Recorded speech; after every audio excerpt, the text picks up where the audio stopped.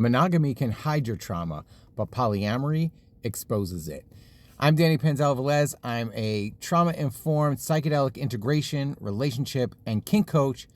Let's get into it. Here's something that a lot of monogamous people and even polyamorous people won't tell you, probably because they don't realize it themselves. But most polyamorous relationships don't fail because polyamory doesn't work or because people can't love multiple people at one time.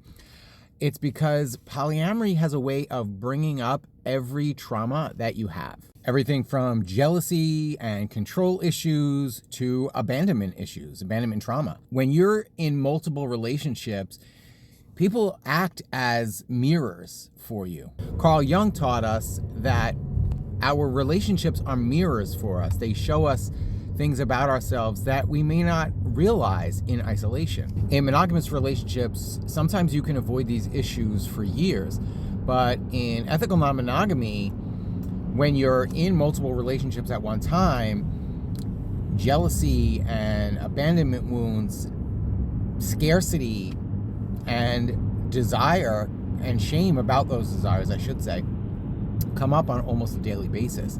And so your feet are really held to the fire of doing your internal work. Clients will often say to me that they think that polyamory creates jealousy and insecurity. But the truth is that those insecurities already live within inside of you. They're already in your subconscious, whether you're aware of them or not.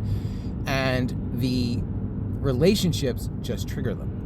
So if you're willing to do that work in these relationships, it is going to supercharge your personal growth and your EQ is going to go through the roof.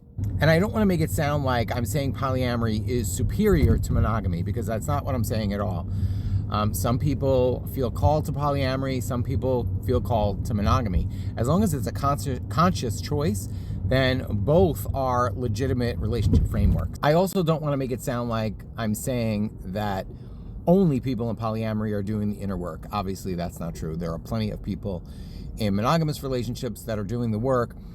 However, in monogamy, because our society has created the framework of monogamy where it's very easy to be monogamous, it's very easy to fall into complacency patterns in monogamous relationships. You know, this is why people, after decades of being married, all of a sudden are like, I'm sick of this, I'm getting divorced, and starting their new life. And then a lot of times they have really successful second marriages.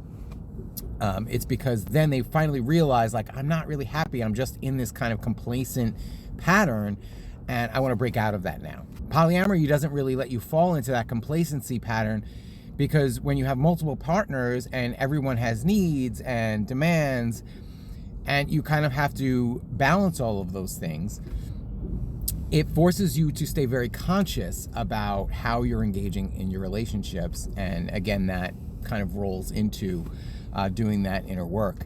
So in my view, polyamory is like a masterclass in emotional intelligence. I talk a lot about this in my workshop, Regenerative Relationships, which is coming up in New York City on January 9th. So check out my link in bio if that's interesting to you. And follow me for more content on shadow work and polyamory.